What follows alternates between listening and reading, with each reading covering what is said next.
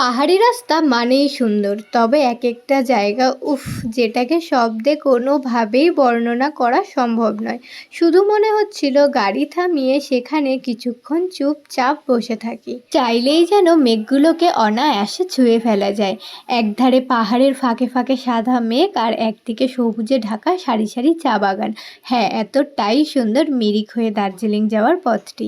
তারপর আমরা এই সুন্দর দৃশ্য উপভোগ করতে করতে পৌঁছে গেলাম দার্জিলিংয়ের সবথেকে বড় এবং সবথেকে সুন্দর টি গার্ডেন, যেটা হচ্ছে গোপালধারা টি গার্ডেন। তারপর আমরা সকলেই নেমে পড়লাম গোপালধারা টি গার্ডেন দেখার জন্য।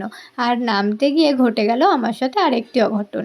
সেটা হচ্ছে আমার ফোনটা এই প্রথম গোপালধারা টি গার্ডেনে এসে আছাড় খেলো। প্রথম কেন বলছি, মানে আমার ফোন পড়া দিয়ে স্টার্ট হয়েছিল, তারপর আমরা সবাই এক এক করে দার্জিলিংয়ের মাটিতে আছাড় খেয়েছি।